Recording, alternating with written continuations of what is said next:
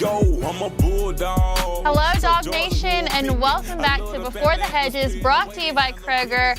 I'm Kaylee Mansell with DawgNation recruiting insider Jeff Sentell. Last week was bye week. One of the topics that we covered is where should Kirby Smart go visit during the bye week? And I'm glad we didn't put any money on this because we didn't hit anything. He actually went to visit Milton, presumably to see the four-star tight end commit Ethan Barbour and C.J. Wiley, who's currently committed to Florida State. I think it's probably more of an efficiency thing there with Kirby. I mean, the Kirby Copter has great powers, but the Kirby Copter is limited. He doesn't have a Kirby jet yet or anything else like that. So he got a lot of bang for his buck. I personally think he was there to see Ethan. But the other thing with Milton is he got to see C.J. Wiley, but Kirby did use his one visit for both of those guys this year. So, like, if that was what he's got for C.J. Wiley, Flip fans out there, well, he just spent his shot. Yeah, well, with this week, Georgia traveling to Alabama, it's been a serious week here in the office, and this show is also going to reflect the things that we've been talking about, the importance of this game. Here's what we've got going on today's episode of Before the Hedges. We're going to go behind enemy lines. These are the 5 targets that Georgia wants that will be visiting in Tuscaloosa on Saturday. A guy that's been getting a lot of love on our show, the 4-star running back out of Leesburg, Ousmane Kromah, is potentially going to make a decision this week. Where does that stand with him? DawgNation conversation in depth with the number 1 player of 2027 edge, LaDamion Guyton out of Savannah, Georgia. Then we're going to figure out with our time machine, how did Carson Beck get to Georgia? Because it's not as easy as it seems. Then we'll do our Mansell's details that include the viral class plays from guys that are currently committed to Georgia, as well as our dog of the week. Then we will have our question of the week, followed by our class breakdown with our weekly staples. But let's start with this. Georgia and Alabama tend to go for a lot of the same recruits. And a lot of the guys that Georgia's been seeing on the recruiting trail, well, we're going to have the chance to see them behind enemy lines this week.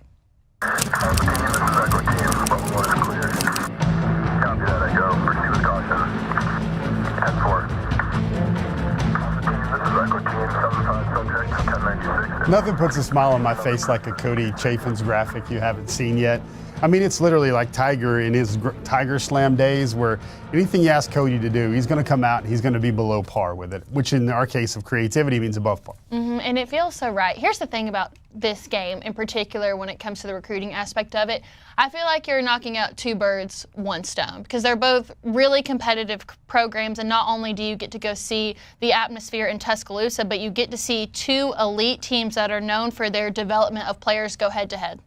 Yeah, I mean, really, you've got a home game for Alabama. They're bringing in the best recruits in the country. There is some overlap there and crossover with some major Georgia targets. And I think what better for a Georgia Bulldog target than for them to see them behind enemy lines. Let's keep that flavor right there.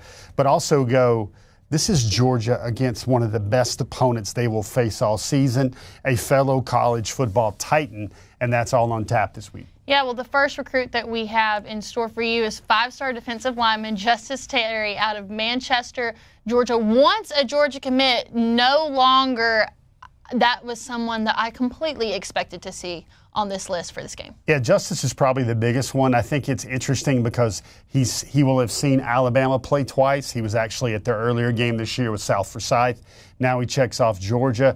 And for those guys keeping count, Justice Terry saw Georgia against Clemson, and now we will see Georgia against the Tide in Tuscaloosa as well. Yeah, let's talk about 4-star edge Chase Linton out of Atlanta. He's someone who's recently been on the Georgia radar. I didn't realize that he was on Alabama's as well. I think Chase is on everybody's radar right now. It is a chase for Chase Linton. He's expected to be at Georgia for his official visit against Auburn on October the 5th. And so he gets another chance to see the Dogs in a very hostile environment. And Chase, he's actually been having a pretty good season after he got over a preseason ankle injury. He actually had a kind of a batted pass, rumble, bumble, stumble, score, touchdown recently. Yeah, and then we'll move to a defensive lineman. I think it also makes sense that they're going to go for a lot of the same defensive linemen because you can't get enough of those right now, and that's going to be 3-star defensive lineman Joseph Mbachu out of Loganville, Georgia, currently a Florida commit. I imagine that he's pretty excited to see some competition because, let's be real, Florida's just not doing it for anybody right now. Yeah, it's kind of funny. You got a Florida commit visiting Georgia, Alabama, in Alabama. Like, both schools have offered him. And really, I get the feeling he's kind of itching to see Georgia play, but Georgia's schedule is not accommodating him right now. So he's going to be in Tuscaloosa to see the Dogs. And then I expect him to turn around and be back in Athens the following week to see Georgia play Auburn. Speaking of those defensive linemen, another guy that we've got going behind enemy lines is 4-star defensive lineman Christian Ingram out of Covington, Georgia. Tell me about Christian, Jeff. So Christian is another, Mbachu's story is really good because he didn't play football until this spring. The Grayson coaches pulled him out. And Christian's another one of those guys that is just figuring out what he can be. Alabama's recently offered. Georgia has recently offered. He's another guy that can't wait to get to Athens, but he's going to cheat a little bit and go see the Dogs play Alabama, another school that has offered him in Tuscaloosa, and another school that I think is really big in his recruiting. DawgNation needs to be aware with Mr. Ingram at Newton High School that his older brother in the family played basketball at the University of Georgia, and this was an absolute dream offer for Christian from the Dogs. So we did have a late add to this list, so important that we couldn't leave it off. It's going to be 5-star linebacker Tyler Atkinson out of Loganville, Georgia. We've said on the show before that he is like a Glenn Schumann-like guy. It makes sense in my head that Alabama also recognizes the talent of this linebacker who's out of Grayson. Yeah, so he's a 2026, but he's the #1 junior linebacker in the country. He might be, Kaylee, I don't think I'm going to tell tales here out of school, but he might be top 2, top 3 among all the linebackers in the country. I can't even think of one 2025 linebacker that's really clearly better than Tyler Atkinson, and that's saying a lot, including some of them on the Georgia commitment board right now. He's going to see the Dogs. He hasn't seen the Dogs play since Clemson and Mercedes-Benz, so this is all, anytime you can go on the road and you can have one of your top targets perhaps for the entire 2026 class, watch the Dogs get after it in Tuscaloosa. I think that's a win. So you know the mind of these recruits just about as good as anyone. And in your mind, when you go visit games like this, even though you're a visitor for Alabama, are you looking at both teams' performances equally? Yeah, it is. It's really very much a kind of a taste test or like a face-off, Kaylee. What I mean by that is you're going to have schools these players thinking, okay, I really like Georgia. I really like Alabama. Now I want to see what it's like if I was a Georgia Bulldog to go into Tuscaloosa and take down the Tide. Or it's kind of a momentum check. Everybody kind of looks at Georgia as the big dog right now, and everybody's kind of uncertain about Kalen DeBoer. So here's what you can do. The Dogs on top coming out of Tuscaloosa would show everybody that kind of fits the narrative, at least in a young person's mind, that Georgia is the team continuing to be on the rise, and maybe Alabama and the great dynasty under Saban is now a thing of the past. So there was another name that we could have added to this list, but we decided that we'd save it for later because we've got something bigger in store for him. But first, we want to remind you that here on Before the Hedges, we are brought to you by Kroger. I know a lot of DawgNation is headed to Tuscaloosa for the big game this weekend. You guys are going to be doing some tailgating. So let me just say that Kroger has all of your easy wins for game day. Score snacks, sweets, and more for your tailgates. And if you're going to watch the game at home, Kroger has everything you need for all of your tailgates this football season, whether you're headed to Tuscaloosa and coming to see us at our DawgNation invasion, or you're going to stay at home and watch the game so you can pace around your kitchen comfortably. Kroger has everything in store that you need. Ousmane Kromah, I mean, if he had $1 for all the mentions that he's had on the show this year, he wouldn't even need the NIL money. He'd be a rich man. Now, he was part of the Super 11 group that was recognized earlier this year, and the AJC's very own Sarah Spencer had the chance to sit down with him. So here's Ousmane Kromah on his strengths, a little bit of family talk in there, and then we'll come back and talk about what's next for Ousmane Kromah. I actually can dance really well, and y'all will never know that. Y'all will never see that. But I actually can dance a lot, like really good. I swear to God, you can ask my mom. I will call my mother. I swear. Hello? Ma. Yeah. Who's the best dancer in the house? Eh? Who's the best dancer in the house? Who's the best dancer in the house? Yeah. You and Kadi. He added my sister in there. But, nah, I'm on the interview. Kadi said you're number one. Oh, my sister said I'm number one. If you actually dancing, you're number one. Okay. Mom Dukes is my best friend, favorite person on earth. My mom, like, she done put, like, my mom really done this. Like, my mom, this is how tough my mom is. My mom was pregnant with my older sister and playing national soccer. Like, that's my mom. Yeah, my mom's different. Yeah. Whoa. Yeah, my mom's diff. She played for like the national team? Or in Liberia, yes ma'am. That's so cool. Yes, that's awesome. And my whole family are a bunch of athletes, but Mom Dukes, she's like loving, she care about everybody. All these boys love my mother. Like, my mom is like the nicest person on earth. You'll never see like my mom mad. She likes everybody being happy. She'll take care of everybody. She treat everybody like they're her child. Like, my mom is that type of person. Yeah, so when it comes to her, I love my mom. Don't play by my Mom Dukes. Favorite person on earth. Like, when I say favorite, I mean favorite person on this world. Like, genuinely. I love my mom. You call me a mom boy all you want. I love her. I think the reason that I'm a little different is I take criticism and I really do like take it as something that will help me thrive, if you get what I'm saying. So a lot of people's knock on me is I'm not fast. Personally, I know I'm fast, and I've shown it multiple times. Like, who's having a 77-yard touchdown not being fast? You get what I'm saying? So but that's what I need to go into like the training room with Brian and work out and push myself and go that extra mile and do them extra things. Because, you think I can't do this? I'm gonna make sure you know I can. Type of thing. Yeah. What's your 40? Nah, that one I'm not good at. I do not know how to run a 40, but I'm telling you, if you want to race, we can. Like, hit me up. If you want to race, let's do it. I do not want to race you, to be clear. I don't think that would go well. I'm not just fast now. We got somebody named Ashton Arnett. That boy can move, but I definitely can. I think I can keep up. Like, I'm genuinely going to come at you the same way every single time. And if you think I'm tired, I might be, but it doesn't matter. I'm going to hit you the same way every single time. And if I don't hit you, I'm going to make you look silly. I promise. That was so good. That was great. Tell me what you like about playing receiver. Thank you. Receiver, I was told that I couldn't catch for 2 years. And this is the thing. All football players, be confident. Be confident in yourself. Because when like people joke around saying, you can't catch, it kind of brings that image in your head like, you can't catch, So it kind of makes it, you think about it when you're in the game and stuff like that. But after you play, you be like, no, I can. We know this. I do this every day. Like, I'm not finna let nobody make me feel like I can't do something. That's when you get that confidence and everything. And that's when I started like getting confident at receiver. Genuinely, I do this little thing where, like I said, I dip like body parts and I move body parts, so I don't have to like fully like run away from you, but I can move my legs slightly so you can barely touch it or scrape across or not break arm tackles. So if you think you're finna stop me with an arm tackle, you're gonna either break your arm or you're finna be hurting that night. Cause you put your arm out there, it's coming with me. I'm telling you.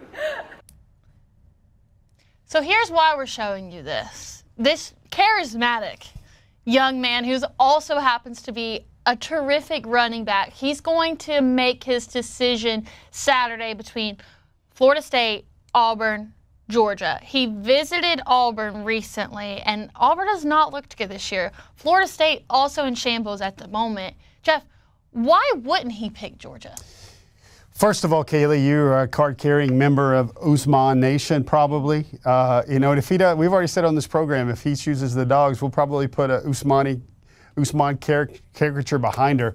A couple things I want to share. Number one, everybody's worried about the rain right now, the weather right now.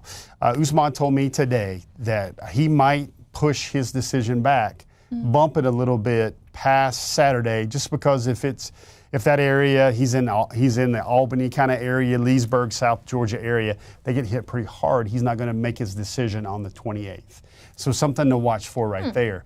But to answer the question, I think this decision process, Kaylee, for the longest time, like, I try not to write about a player that I don't really think is going to Georgia, just kind of for clicks.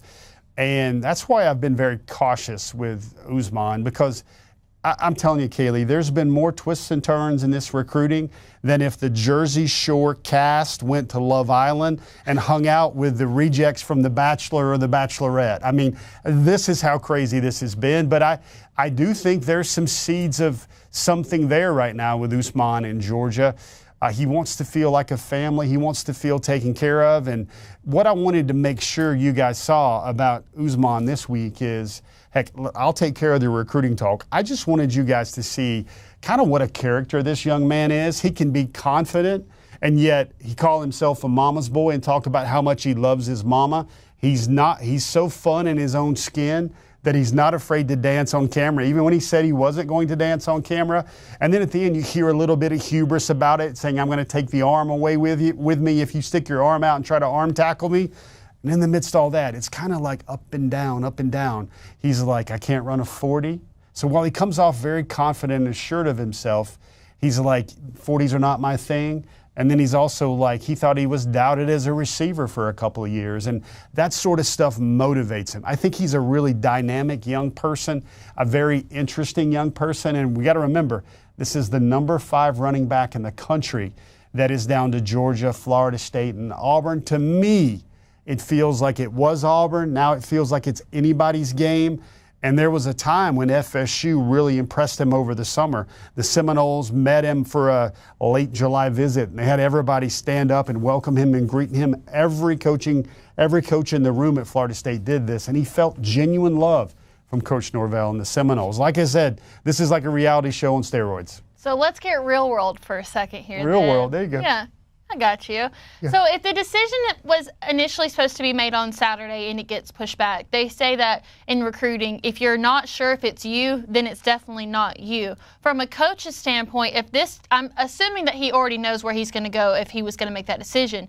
But if that decision gets pushed back and you're one of the coaches, you're like, well, I don't know. Do you spend those days doing your best to make your last minute pitches because you have more time at this point? I think they're kind of doing it right now, Kaylee, just to be prepared. And then although the weather looks very serious for this weekend, and I'll be honest, Ousmane's told me that this is very tough. Like, he doesn't know. He feels like all 3 schools have gassed him up now over the last couple weeks, especially since he visited Georgia for the Tennessee Tech game. And Ousmane told me that is like, the narrative out there is like, well, Georgia has always been fickle with him. Like, they haven't loved him, where maybe it was a charge just led by first-year running backs coach Josh Crawford. He told me himself that he thought Dell McGee loved him but didn't show him. He wanted him, but he didn't show it. Well, now Georgia's showing him. I really think he had an impactful visit to Georgia for the Tennessee Tech game, especially that weekend because he got to talk to a lot of the players on the team to get the real 100 emoji type walk if you're a Georgia Bulldog. So I think that's brought the Bulldogs really into the middle of this. So it sounds like it's going to be a game time decision. Hopefully we'll be able to give you updates on when that decision is going to be made. Still coming up on Before the Hedges, we will have our time machine with Carson Beck, figure out how Carson Beck got to Georgia. Then we'll do our viral class plays and Dogs of the Week. But we've got to do a Before the Hedges staple, and that includes a DawgNation conversation where our good friend Jeff Sentell here sits down with all the players that you need to know to go more in depth on what the process looks like for them and what's next. And this week's DawgNation conversation features the #1 player in the class of 2027, edge LaDamion Guyton, who was also a teammate of Elijah Griffin. So let's hear from LaDamion Guyton here on Before the Hedges, brought to you by Kroger.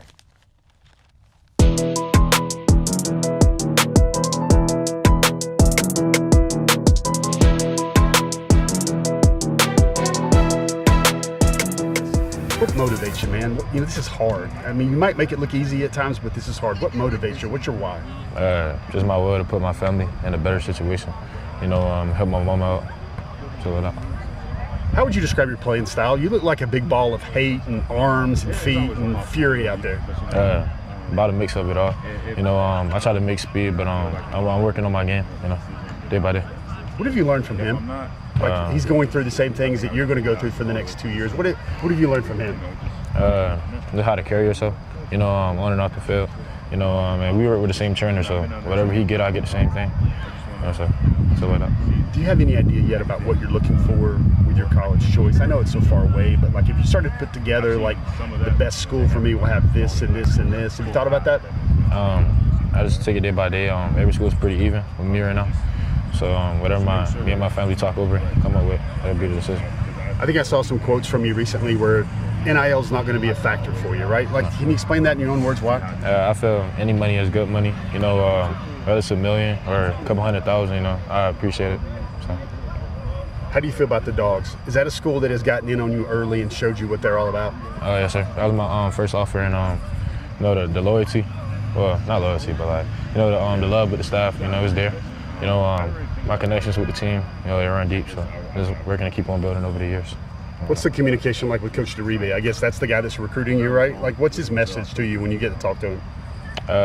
Just my mentality. You know, it don't matter who you are. If you're not willing to work, he don't want you. So just keeping that instilled in me. Do you have any visits planned coming up? Alabama, Georgia game. I'll be there. You'll be that one, Tuscaloosa. What are you looking for out of that one? Just seeing how they compete, how they measure up to each other. How would you describe your playing style? Like, if people watch you tonight for the first time, what do you hope they come away with you about the way you approach this game? Just my effort. You know, I don't give up on plays. You know, I just want them to understand that, see that on the field. How do you feel you're better this year compared to last year? Have you gotten better for your sophomore year? So really my focus this offseason was my speed moves. And I was really good on power moves freshman year, but I built it to my pass rush game. So. How do you feel you played tonight? Describe your game for me. I feel like I played pretty good, but you know, it's obviously steps I need to take. You know, I'm not done growing, and I'm not done getting better. So. I think you matched up with Petty a couple times. What was that battle like for you right there? It looked like you got around him a couple times. Looked like he held you a couple times. Yeah, I mean, he's a great player, and I mean, good on lineman hold, so can't knock him for that. And he's a good player. He's really long, you know, and it was iron all night. So. LaDamion, for you, like, which schools seem like they're recruiting the hardest right now? I know you said everybody was even, but there are schools that are showing you they really want you and are going to make you a priority. No school really at this moment, but you know, it'll come. Guys, there was another visitor that we left off the behind the enemy lines list, and that is LaDamion Guyton, who will be visiting Alabama to watch the Dawgs and the Tide play on Saturday. I'm sensing some similarities in the Elijah Griffin story, where Georgia was the first to offer him at a really early age, not just because they go to the same school, but I think that's something that those who can bond over is having the loyalty from Georgia since day one. Okay, let me tell you a few things about LaDamion Guyton. Okay, number one, this is a serious young man. Like, I heard him prior to the Fellowship Christian game this year give a fire and brimstone pep talk to his defensive line unit at Savannah Christian that probably needed to be in a movie. And this is a sophomore, supposed to be timid. Folks, you're going to see him, I believe this week. They face Blessed Trinity. I know that a lot of our team will be there, including yourself. You're going to watch him and you're going to go, now which one of these guys is the five-star senior? Because it's LaDamion Guyton, the #1 edge in the country, and then it's also five-star defensive lineman Elijah Griffin. And I'm going to tell you, Kaylee, LaDamion makes a lot of plays. The things I really pulled out of that interview is he said the word loyalty. And I'm glad that your ears picked up on the word loyalty as too. Georgia was his first offer. He's going to be in Tuscaloosa this weekend because, make no mistake about it, I think LaDamion Guyton sees himself at one of those alpha-type programs because he is an alpha. And the key message that Coach DeRibe, who would coach LaDamion Guyton if he chose Georgia down the line, still a 2027 prospect, but he says, you better be able to work. You better be able to come in here and work. I don't care who you are. He likes that. Another tidbit, LaDamion Guyton and Elijah Griffin share the same trainer down in Savannah. So there's a lot of parallels and there's a lot of threads there between the five-star senior at Savannah Christian and the five-star sophomore at Savannah Christian. As a recruit, I imagine that your priorities and the things that you want in a school change as you start to get older and closer to making that decision. But when you're this young, you're just a sophomore, what are those initial things that you look for in a school? Well, he's kind of saying all the right things now, Kaylee, how he's like, it sounded like he was conditioned to say, no school is ahead of all the others. It was almost like a political candidate. Trained well. I get it. I understand, LaDamion, nothing but love, man. I know why you gave me that answer. But it also helps that he's seen Elijah Griffin go through this mega alpha recruit stuff. So he's taking things out of that playbook. And you sit there and you listen to Guyton, and it's clearly he's an impact player. He wants to be tested against the very best. And the fact that Georgia has made him a priority. I mean, you folks that will be watching that game with Brandon and Rusty and Kaylee, when you guys see not only him, but on the other side, DJ Jacobs, who was a Georgia legacy and also a top 5 overall prospect at Blessed Trinity. I mean, you guys are going to get greedy, and you guys are going to want both of those young men to hunt for Travian Scott and Coach DeRibe one day. Yeah, as Jeff mentioned, myself, Brandon Adams, and somebody else who has the last name Mansell, we will all be covering Savannah Christian and Blessed Trinity on Friday. I will hopefully be able to give you guys a follow-up on next week's edition of Before the Hedges. With the Alabama game this week, we thought it would be the perfect time to do a time machine that's going to take us back in time to talk about how Carson Beck got to Georgia in the first place. And we're going to tell you why it makes sense that we're doing him this week. This is Time Machine.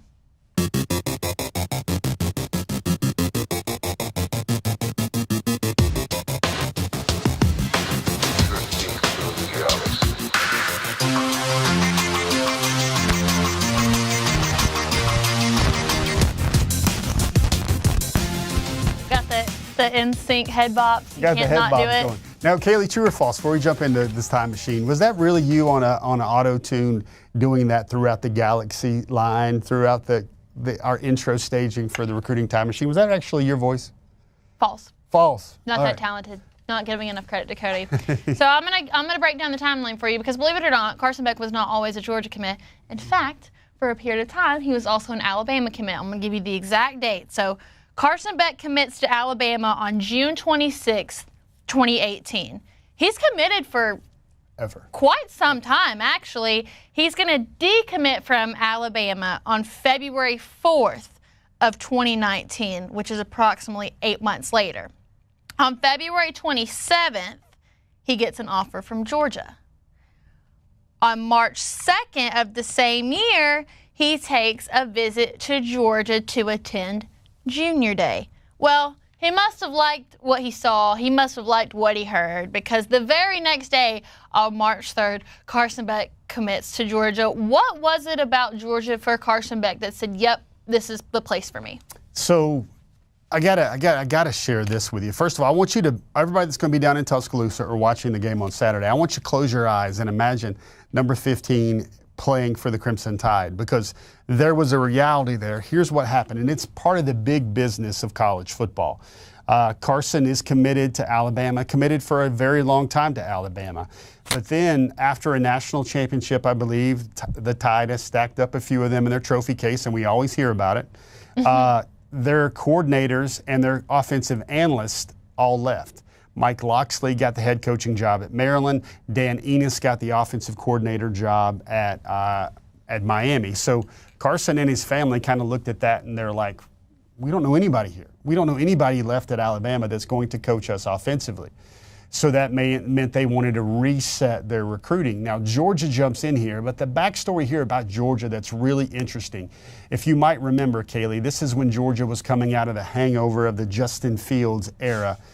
In Athens. And there was a time when the staff wanted to find the next Justin Fields, and there was a frustration point because, and eventually, I'm told this by pretty reliable sources, Todd Hartley was kind of in the room and he said, guys, let's stop trying to find the next dual threat, the next Justin type, and let's find the best quarterback. And Todd Hartley had the Jacksonville area in his recruiting territory big at that time. And he started championing and pounding his fist on the table for Carson Beck. There's a lot of commonalities between Carson Beck and his family and the Dawgs. His dad actually lived in Athens for a little bit, and they liked the aspect of Georgia. They liked the way Georgia was going trajectory-wise, and it was just a better fit. Georgia made those connections to Carson Beck that made him feel really, really good about becoming a Bulldog. And I might add, Kaylee, the story does not end there. Once he was committed to Georgia, Nick Saban, the Crimson Tide, kept knocking on the door saying, we want you back, we want you back, we want you to come lead our football team. Now, everybody, if you want to do a fact check on me, that was the same time that Alabama got in really late for Bryce Young. Bryce Young was a commitment to USC at the time. They eventually flipped him. Now, who knows what would happen through the pages of history if Carson Beck would have remained committed to Alabama and Bryce Young came and joined the class. Carson Beck's a competitor. We saw how he waited and waited for his turn and how much he believed in himself at Georgia. Perhaps we might also be saying that Carson Beck might have stuck around and also waited his turn at Alabama as well. Well, I can certainly say I'm glad to see him in the red and black. I think most of DawgNation would agree. But that's going to be our recruiting time machine on Carson Beck. We'll see how he matches up with former team committed to. I don't know what that term would be, but I'm glad that he's on our side of the ball. With that, that's time machine. And now we're going to take a look at some of the viral class plays from guys who are committed in the 2025 and 2026 classes, as well as our Dawg of the Week. This is Mansell's Details, and it's going to start here with Landon Roldan, who every week it's a toss-up. Is he going to have a highlight on the offensive side of the ball? Is he going to have a highlight on the defensive side of the ball? Who knows? But this week it's going to be on the defensive side of the ball. Let's go ahead and take a look at this clip here.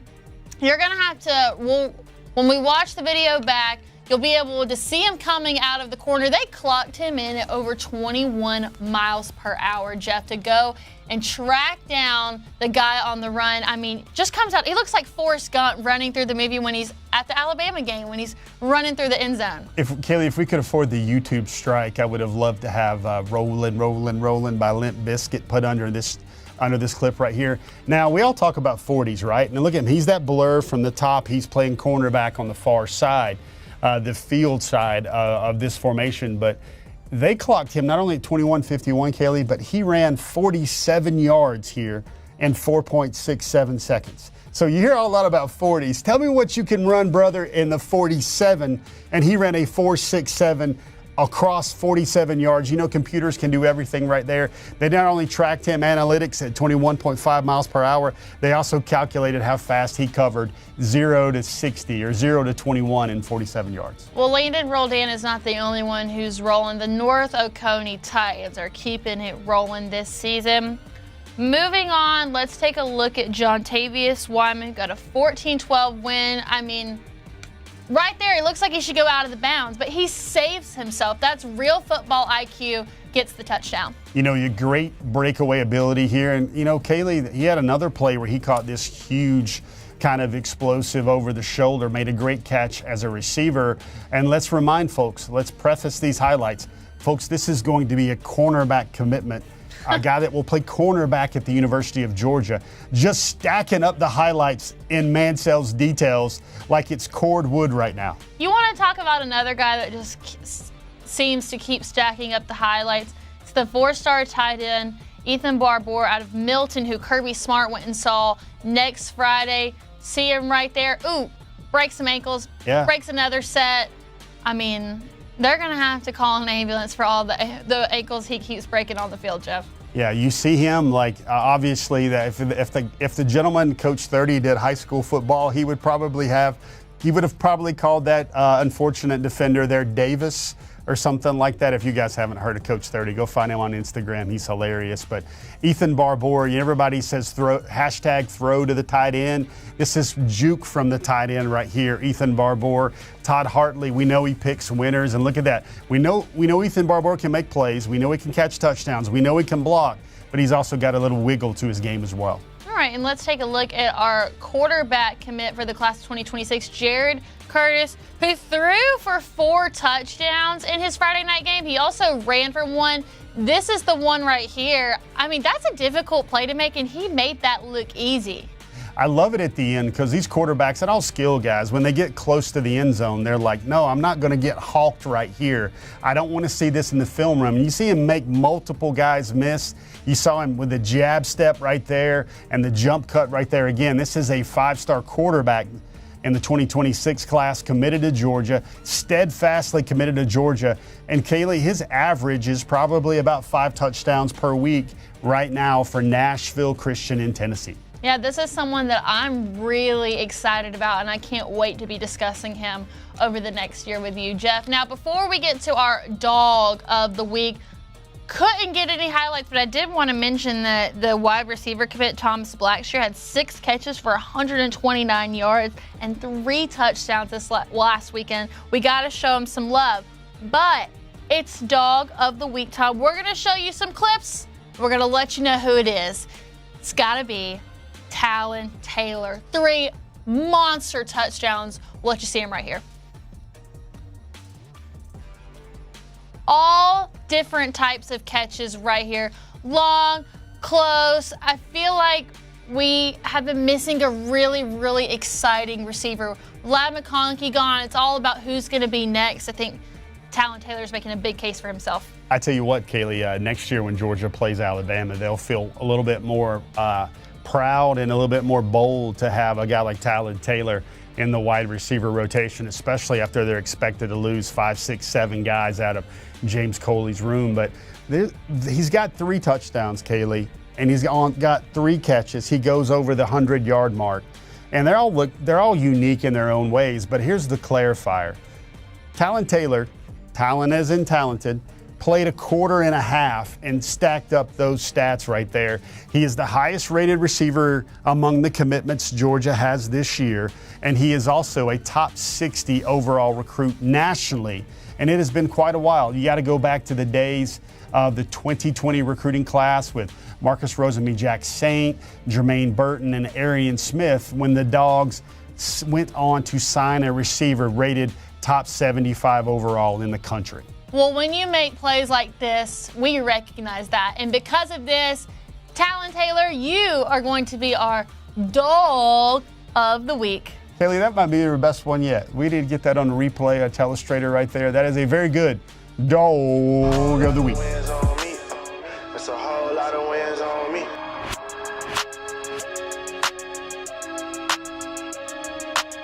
All right, Talon Taylor, our Dawg of the Week. Let's go ahead and take a look at his stats from last Friday. 4-star wide receiver out of Geneva High School in Illinois.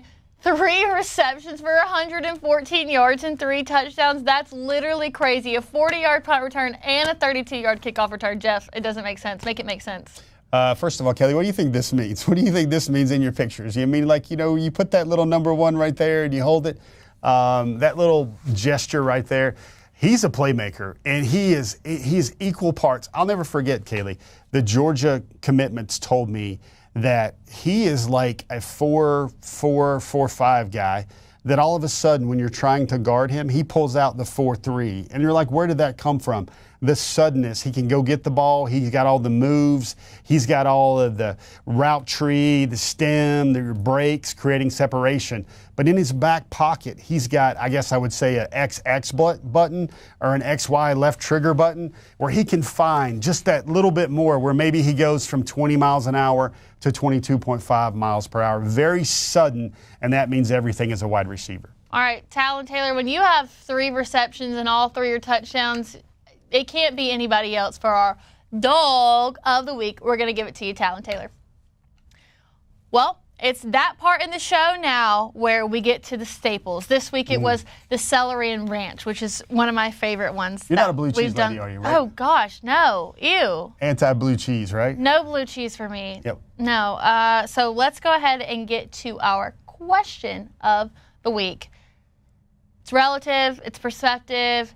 The question is, how much does UGA versus Alabama matter on Saturday?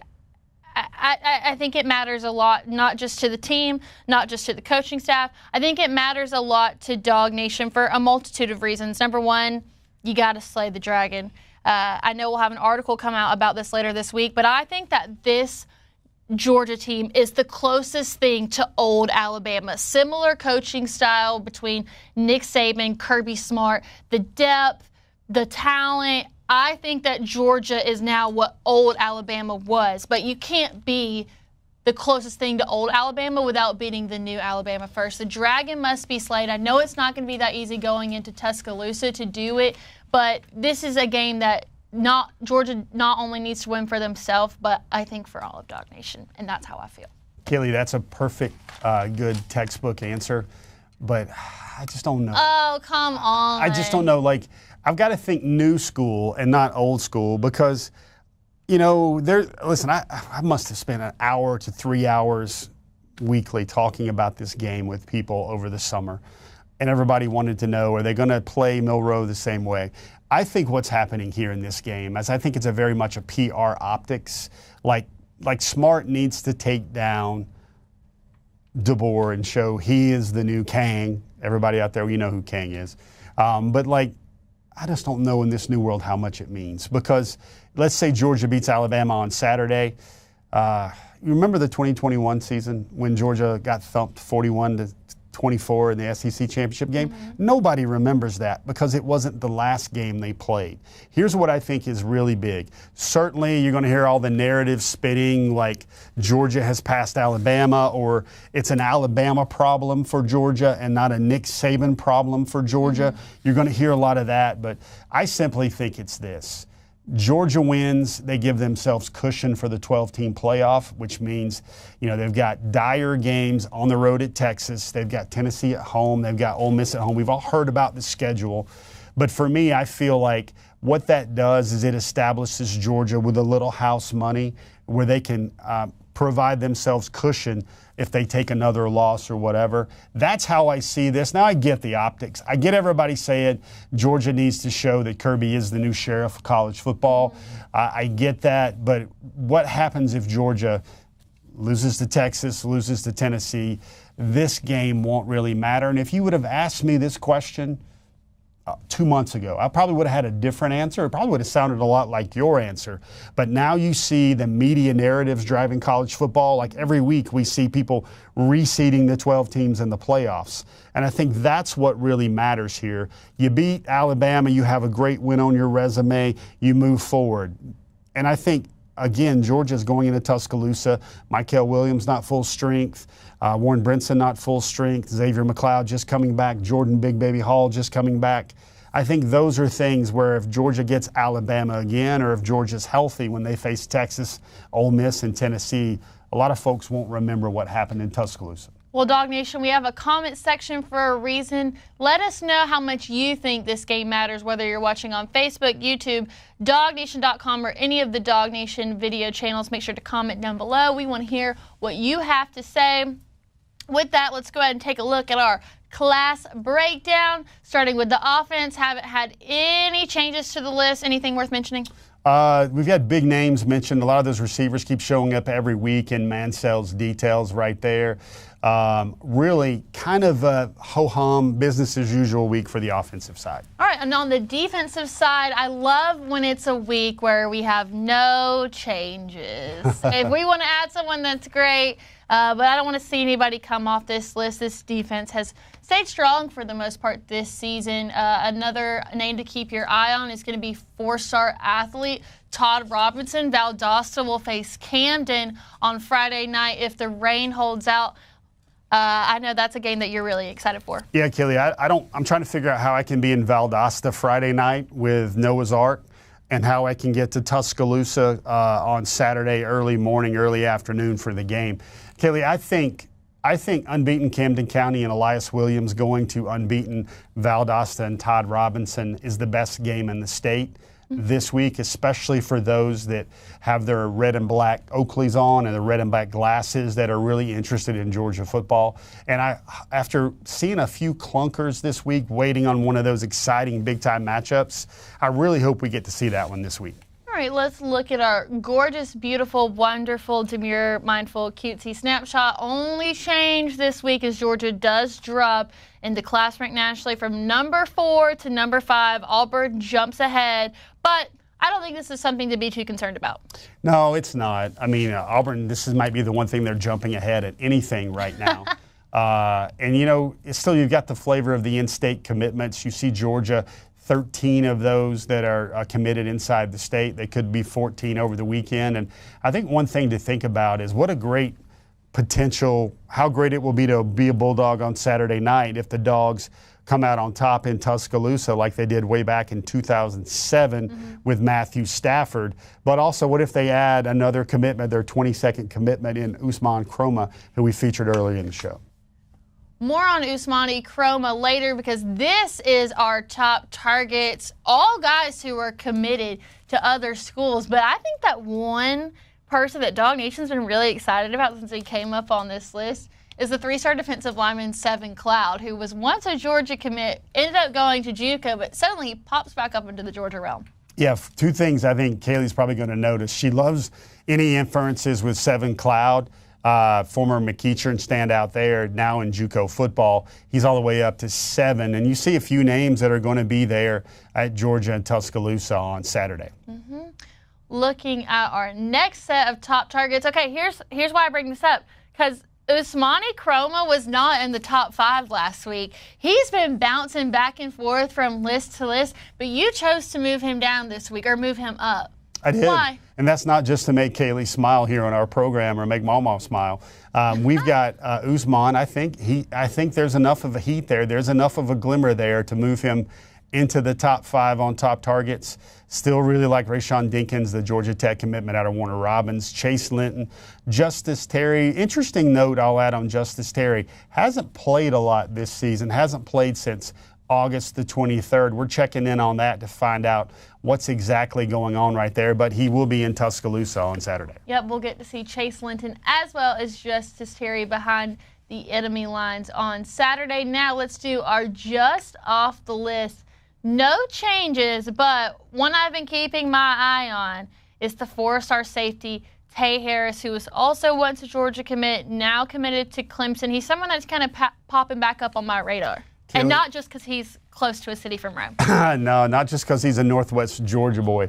Kaylee, I tell you 2 other names that should pop up on your radar, maybe scream at you on your radar. Ooh.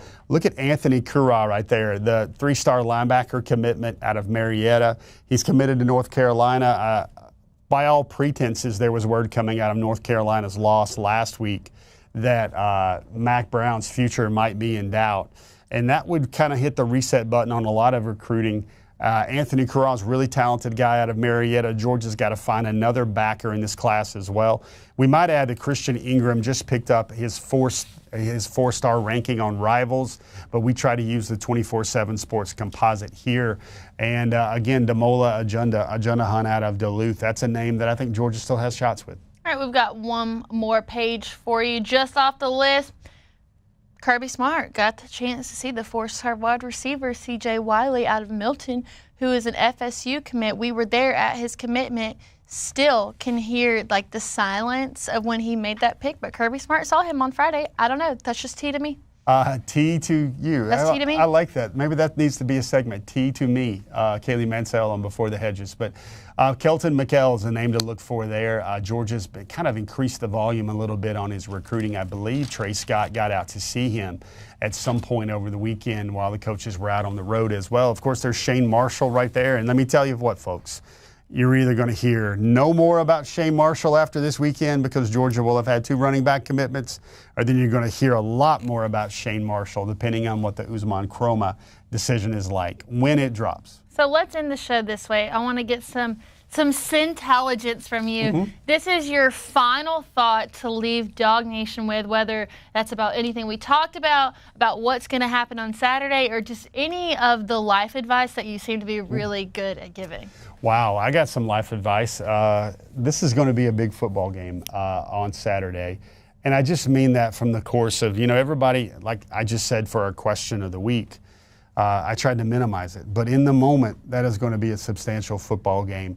You're going to see, I think, like this is the way Brandon and I always viewed Stetson Bennett, is say what you want about Stetson.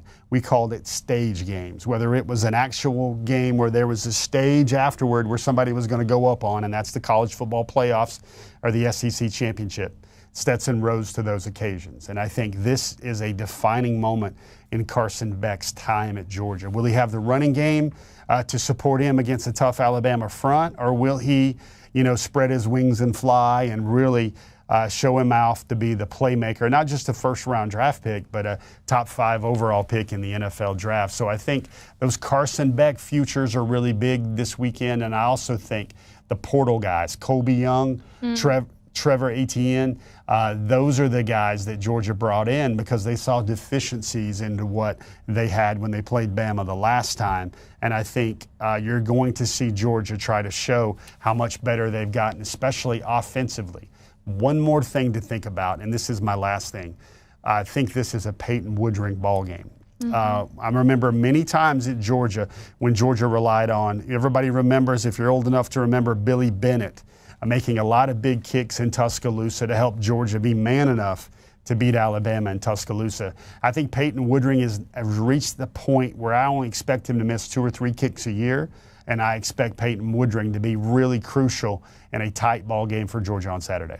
Yeah, well, one of us picked Georgia to cover and the other one of us didn't. I'll let you decipher who on our Friday Go With The Flow episode that's on DawgNation video channels at noon. So check that out, see what you think. But with that, this is Before the Hedges, brought to you by Kroger. I'm Kaylee Mansell with Jeff Sentell. I can't wait till next week's episode so we can break down everything that's going to go down this weekend. You guys have a great weekend. We'll see you in Tuscaloosa and next week here on Before the Hedges at 7 o'clock.